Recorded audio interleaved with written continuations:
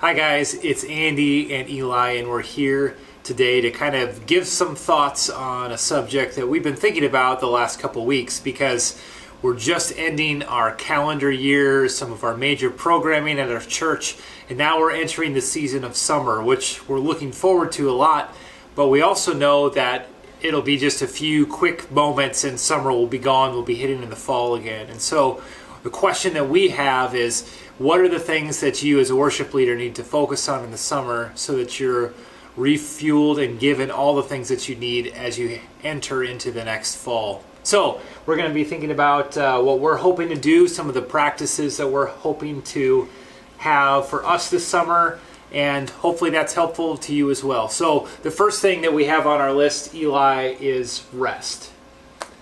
Yeah, I think summertime is a great time for rest. It's a time where your schedules hopefully tend to slow down. I mean, there's other events that take place, but for the most part, you're finished with school. If you have kids, your kids are done with school.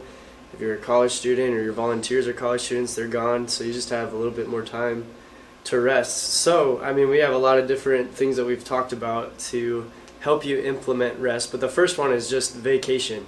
Yeah. I think when we think of summertime, that's probably the easiest. That's maybe the one thing that a lot of families will have in their summertime is just a vacation. It could be a weekend getaway, it could be an entire week, maybe a month if you're crazy. But yeah, it kind of goes without saying to take some kind of vacation, but if you're not careful, if you're not intentional with it, it's very easy for the whole summer to go by without you actually taking time away. And vacation is important because you need time away from your responsibilities. You need time to be refilled. And again, the whole idea of rest is not being just refilled so that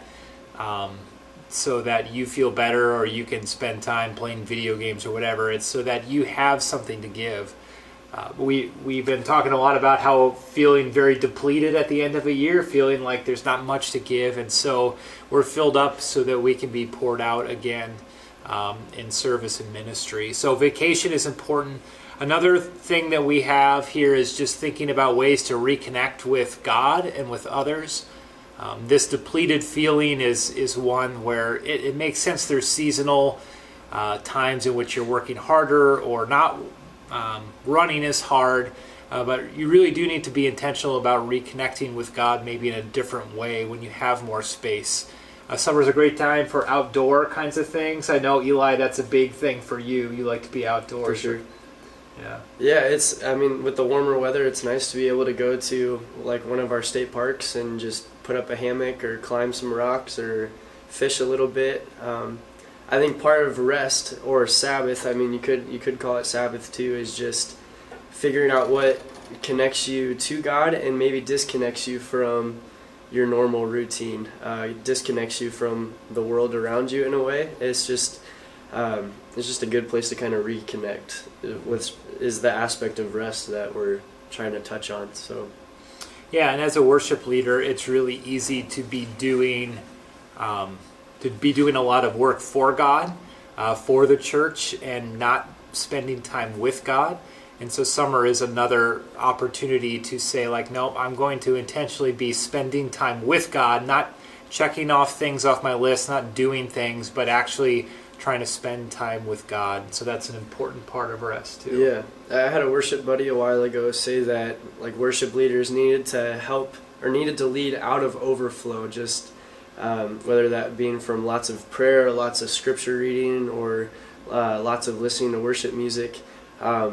But the reality is that's an incredibly difficult thing to do every week, because ministry is exhausting. I mean, pouring into other people is huge in terms of benefiting the kingdom and spreading the kingdom, but it's tiring. So to be able to figure out a routine to rest or separate like special time for that rest is so important and necessary. And I mean, that just bleeds into our next point, that this is part of getting filled up, that it's almost part of your job, should be part of your job, and it is your responsibility to get filled up and not be negligent. That's not a word. Negligent to it. There it is. Like gentlemen. Which we both are. Yep. Yeah, no, getting filled up, I think, is important. And what I'm discovering about being filled and is that everyone has their own unique way of being filled up. So what fills me up personally might be very different from For sure. what you do. So knowing what you need to be filled up, and being intentional about that can be hard. But summer's a good time to really be hard and fast in implementing those things. So for me, I have a family. I've got 3 kids, and so one of the things that I realize in this season of life is it's not just things at work, but always at home. There's needs. There's things that my kids or my wife need from me, and so I need time in the summer to set aside where just nobody needs anything from me, to not feel like I'm just living out of responsibility, but can just be who I am, not be defined by the things I do or the things I accomplish. So that's really important for me. Yeah, and for me, I'm extremely introverted. And so Sunday mornings, being around just a lot of people is exhausting. So Fridays tend to be my Sabbath days. So just having some time to be by myself and not have to speak to anybody, or I even try to go to a different city just so I can walk freely around a grocery store without having to talk to anybody. Without people running up and asking you to sign autographs and things like that. It's just exhausting. Yeah. So rest is an important part of what the summer worship leader schedule should look like, For right? sure. Yeah. So the next thing that we talked about is not only do you need to rest, but you need to grow. And summer is actually a great opportunity to grow because you're maybe not in the grind as much. You have a little bit more margin to be able to find different ways to grow. And so one of the things we talked about is maybe learning a new skill, finding something that you wanted to be able to take on or learn or do, but you just haven't had the bandwidth to do. Summer's a great time for that. Yeah, I think most worship leaders have their one craft or their skill that they've spent most of their time on. So I mean, Andy leads vocally, but also mainly leads from keys, where I tend to lead more from acoustic guitar. Summertime's a great time to learn maybe a different instrument. One, that helps you understand that instrument better, but it also helps you communicate with your volunteers from the perspective that they understand. It is extremely hard to explain to a drummer what you want them to do when you have no idea what that one thing is in the middle that they use their foot on. So that's the slap drum, right? I think that's the slap one. It's just hard to communicate with drummers anyway. For sure. Let's be honest. Just learn how to beatbox, and that's so much easier. But yeah, summertime's great. Learn a new skill. I mean, it doesn't necessarily need to be an instrument. New skill could be learning how to use Ableton Live, or learning how to implement in your monitors into your systems, or even learning implementing the Nashville number system, or I don't know. Or diving into Planning Center, Right. or doing different things like that. I mean, there's a lot of different things. It doesn't even have to necessarily be worship related specifically. I think any kind of thing that you're learning and growing yourself as a leader is going to be another way to fill you up as you lead out of that going into the fall and throughout the year. Which reminds me that to learn a new skill, it doesn't necessarily need to be a job-related skill. Mm-hmm. I mean, I think obviously if you're spending part of your workday learning a different skill, that's maybe not okay because you're getting paid. But outside, I mean, summertime's great to learn how to work on a motorcycle, or learn how to do some landscaping, or I don't know. I think having one of those things that you can see the fruit or see the produce of it is so important, because a lot of times ministry is very slow. You don't always see the fruit of it right away. So having something is it's rewarding in that sense. So learn a new skill. Yeah, another thing that we talked about was just the opportunity to experiment. So in the grind of a year, we often get kind of stuck in the same routines and rhythms, and we'll lean into the systems that we have, and summer is a great time to experiment. For one, it's nice to just change up the pace, to do something different, and summer people are kind of expecting that too. often you have different people around, or you're trying to utilize different people. So experiment, whether that's in your worship service or with your tech or with the kind of instruments you're using. If you're looking to implement something next fall, maybe you're trying it here or there within the summer, and that gives you an opportunity to feel confident in it before heading into the fall. Yeah, I think in our church setting, summertime tends to be when our congregation is maybe a little bit more lenient for us to try those things. I mean, most weekends, like, people will be gone on vacations, or a big thing for people around this area is going to the lakes over the weekends to their lake houses or wherever. So, one, numbers is down, which means that maybe less people are seeing what we're doing.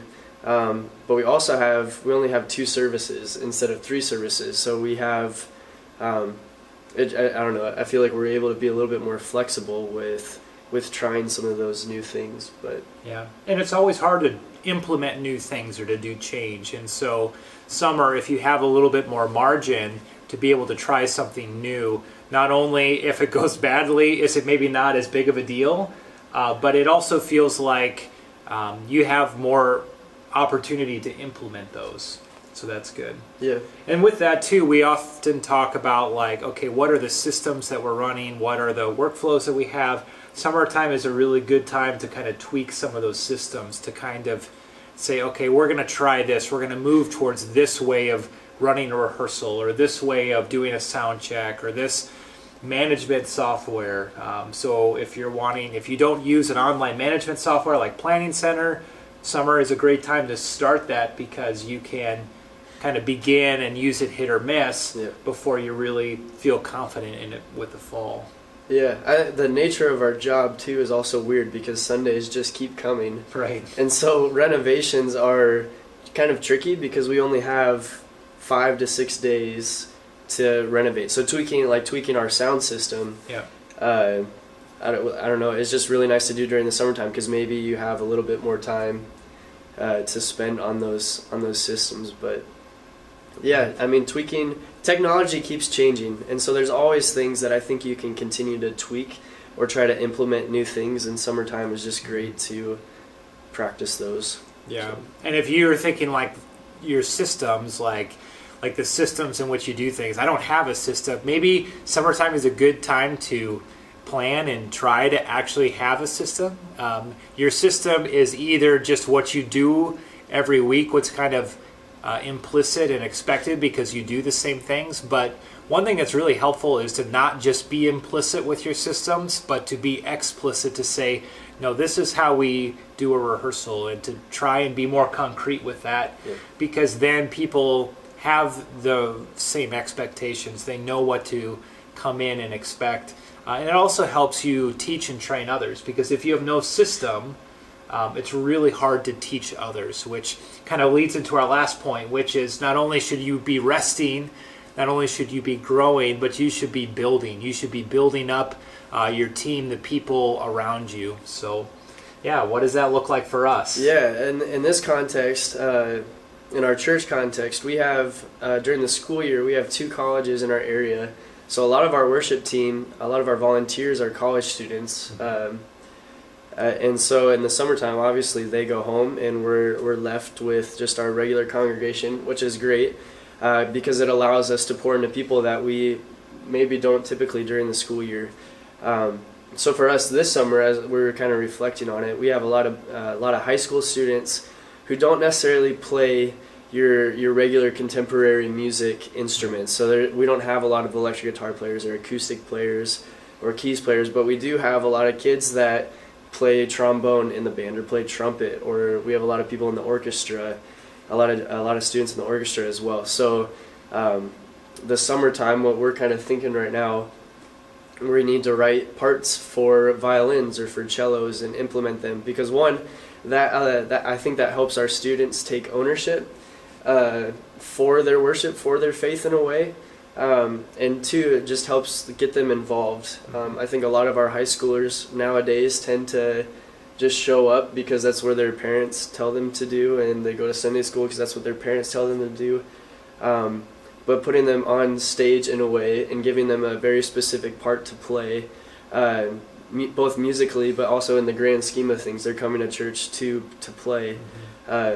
I don't know, it just makes them excited. I mean, that was the experience that I had in high school. I had a worship director that like wanted to pour into me, wanted to help build me up, especially during the summertime, because I had a little bit more time, maybe during the day, to learn an instrument. Or And that's one of the things too. A lot of times your high schoolers or even younger people, they maybe don't have the time in the year that they might in the summer. You might have a different group of people that are actually free to be able to do that in the summer. And you just want to continually be investing in your people. I mean, that as a worship leader is just one of our main jobs, is we need to continually be pouring into others and raising them up to help them be leading worship. And so summer is a great time to maybe switch up who that is, who you're investing in intentionally. And we try to really make sure that we are finding ways to invest in younger people, because we know that, just generations, years keep going, and you're always trying to build up new worship leaders. And it might not even be people that end up leading worship in your church, but these are going to be people that are going off to college somewhere else, or they're going to be leading worship in other places. And you, as their church, have this awesome opportunity to be teaching them and investing in them. And when we do that well, it's a really beautiful thing to see that happening. Yeah. I think there's so many practical ways to apply that concept to it. I mean, I think the easiest way that comes to mind right away is teaching individual lessons. Mm-hmm. So if you're thinking of how to grow students musically, or even some of your other like adult volunteers musically, teaching lessons one-on-one is a great way. However, maybe we don't have the capacity to do that, but we have the capacity to teach more of an event, or create an event, which then we're able to help multiple people at the same time. So then you could break that down instrument by instrument. You have like a drum session. I mean, so you think of summertime, I think of camps. A lot of times, sports camps or band camps or whatever it is. So kind of that similar way. So you can break it down. You have a drum camp, or you have a guitar camp, or a vocal camp. To even pour into your adult volunteers, you could break that down even theologically, like theology of worship. Why do we believe what we believe in when we worship? Or how do we worship? Or why can we call what we do on Sunday mornings worship instead of performing, maybe? So that's another like way to use that in your own setting, your own church. I don't know. Do you think of any other ways to help build people up other than individual lessons? Or I think about just utilizing the different people, right? Having them do that. I think another area is not just your musicians, but your tech volunteers as well. So everyone, if you're in charge of both the worship and the tech side, you're always looking for more people, and you always need to train more people. And training people, especially tech volunteers, can be hard. Usually what happens is you've got a couple tried and true, you know who you can count on, and you try and lean on them hard. And it's really hard to try and get beyond that, right? To look at others and to be building others up. And so having intentional ways to invest in maybe some new tech people, it can be really helpful. Just indicate people in your congregation who you think might have these gifts and skills, and see if they would just sit alongside, sit co-pilot with your person who's running front of house, and see what they can teach. I find that when I'm teaching or showing someone else, I learn probably more than anything. Definitely. And so not only can you grow the volunteers that you have by asking them to help show what you're doing and why you're doing it, but you're kind of investing in younger people too, or building up more for your tech team, which is always a need, right? It's so good to go into fall feeling like, oh, we found another person for each position, and now, we're really ready to go. So that's another way you can be growing your team. Yeah, and it looks different from church to church depending on who your congregation is or the kind of systems that you have.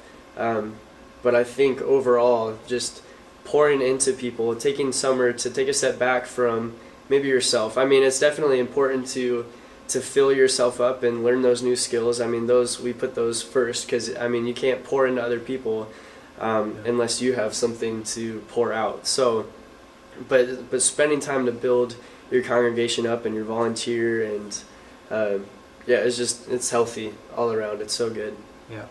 Yeah, it's really easy to get stuck so much in the monotony of the grind of Sunday to Sunday and doing the same thing. But if you do that long enough and you're not investing in others, you're going to look around and no one's going to be left. Right. There's no one there to be leading worship, and so it's our job to be discipling others as worship leaders in what we're doing. So, again, just to recap, we look at the summer and we think this has got to be a time for us to be intentional in the rest we take. It's got to be a time where we're intentionally growing, maybe in ways that we don't have throughout the year, and to be intentional in building up our teams, both worship and tech, and investing in people that maybe we wouldn't normally have the space or the bandwidth to do. So that's what we're thinking about doing and trying to do as we stand kind of on the precipice of summer, looking ahead. Hope that's helpful. If this is helpful for you, let us know. We just are doing this because we're continually wanting to think through how we can teach and train our worship leaders, and also how we can share what we're learning with a wider audience. So hope this is helpful. Thanks, guys. Hopefully we'll get to talk to you again soon.